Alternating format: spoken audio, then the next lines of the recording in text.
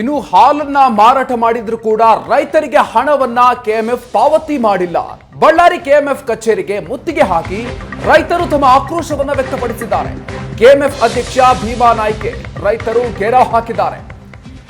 ಲೀಟರ್ಗೆ ₹1.50 ಕಡಿತ ಮಾಡಿದಂತ ಬಳ್ಳಾರಿ ಒಕ್ಕೂಟ ಪ್ರತಿ ತಿಂಗಳು 1 ಕೋಟಿಯಂತೆ 7 ಕೋಟಿಗೂ ಹೆಚ್ಚು ಹಣ ಬಾಕಿ ಇದೆ.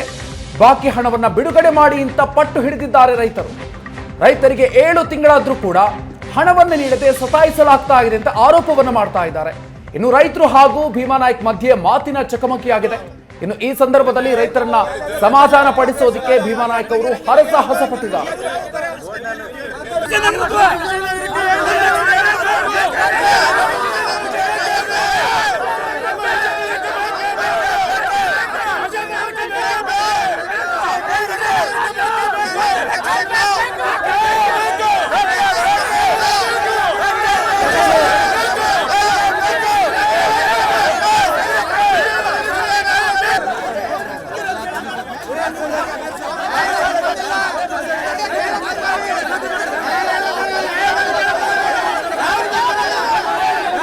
ನಮ್ಮ ಕರ್ನಾಟಕ ರಾಜ್ಯದಲ್ಲಿ ಇವತ್ತು 16 ಒಕ್ಕೂಟಗಳಿದ್ದಾವೆ. ನಮ್ಮ ಒಕ್ಕೂಟಕ್ಕೆ ಯಾವತ್ತು ಲಾಭ ಬರುತ್ತೆ ಅವಾಗ ನಾವು ರೈತರಿಗೆ ರೇಟ್ ಜಾಸ್ತಿ ಮಾಡ್ತಕ್ಕಂಥದ್ದು ಇದು ವಾಡಿಕೆ, ವಾಸ್ತವಾಂಶ.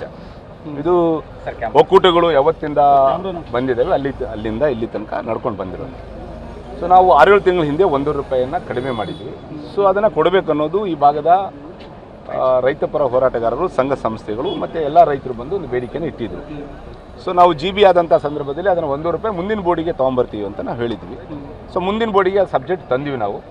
ಮುಂದಿನ ಬೋರ್ಡಿಗೆ ಸಬ್ಜೆಕ್ಟ್ ತಂದಾಗ ನೀವು ಮುಂದುವರೆದ ಬೋರ್ಡು ನೀವು ಫೈನಾನ್ಸಲ್ಲಿ ಏನೇ ತೀರ್ಮಾನ ತೊಗೊಳ್ತಕ್ಕಂಥ ನಿಮಗೆ ಇದಿಲ್ಲ, ಸರ್ಕಾರದ ಆರ್ಡ್ರ್ ಇದೆ.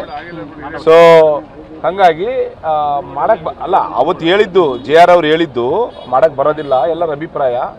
ಸೊ ಹಾಗಾಗಿ ₹1 ಈಗ ಪ್ರಶ್ನೆ ಇಲ್ಲ. ಇಲ್ಲಿ ಈಗ ₹4 ಮಾಡಿದ್ದೀವಿ 1ನೇ ತಾರೀಕಿಂದ.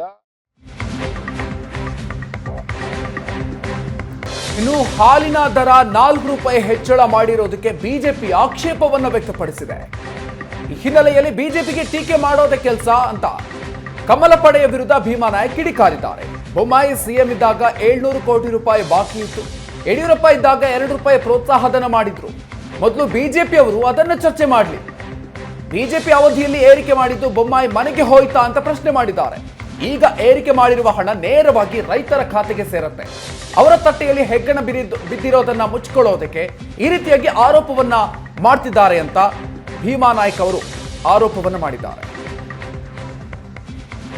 ನಮ್ಮ ಸಿದ್ದರಾಮಯ್ಯ ನೋಡಿ, ಈಗ ಬಿಜೆಪಿಯವರಿಗೆ ಬೇರೆ ಏನು ಕೆಲಸ ಇಲ್ಲ. ಬಿಜೆಪಿಯವರಿಗೆ ಈ ಖಾಲಿ ಟೀಕೆ ಮಾಡೋದೇ ಕೆಲಸ ಅವರಿಗೆ ಆಯಿತು. ಹಿಂದೆ ಬಸವರಾಜ ಬೊಮ್ಮಾಯಿ ಅವರು ಮುಖ್ಯಮಂತ್ರಿ ಇದ್ದಂಥ ಸಂದರ್ಭದಲ್ಲಿ 700 ಕೋಟಿ ಪ್ರೋತ್ಸಾಹನ ಪೆಂಡಿಂಗ್ ಇಟ್ಟು ಹೋಗಿದ್ರು. ಇದನ್ನು ಚರ್ಚೆ ಮಾಡೋಕ್ಕೆ ಬರಲಿ ಬಿಜೆಪಿಯವರು.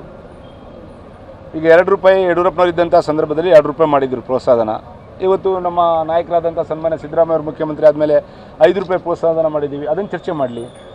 ಆಮೇಲೆ ಏನು ನಾವು ಪೌಡ್ರು ಮಾಡಿ ಕಳಿಸ್ತೀವಿ, ಹಾಲೇನು ಪೌಡ್ರ್ ಮಾಡಿ ಕಳಿಸ್ತೀವಿ ಇದಕ್ಕೆ ಸ್ಕೂಲ್ಗಳಿಗೆ, ಅಂಗನವಾಡಿಗೆ ₹25 ಜಾಸ್ತಿ ಕೊಟ್ಟರು ಮೊನ್ನೆ 3 ತಿಂಗಳ ಕೆಳಗೆ ಸನ್ಮಾನ್ಯ ಸಿದ್ದರಾಮಯ್ಯ ಅವರು. ಇದನ್ನು ಚರ್ಚೆ ಮಾಡೋಕ್ಕೆ ಬರಲಿ.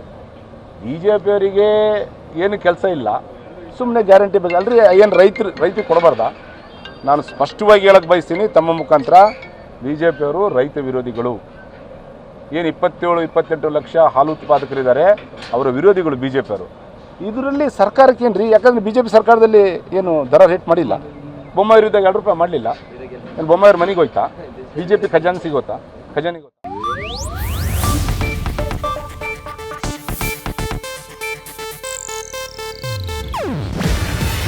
ಇದು ಏಷ್ಯಾನೆಟ್ ನ್ಯೂಸ್ ನೆಟ್ವರ್ಕ್ ಪ್ರಸ್ತುತಿ. ನೀವು ನೋಡ್ತಿದ್ದೀರಾ ಏಷ್ಯಾನೆಟ್ ಸುವರ್ಣ ನ್ಯೂಸ್.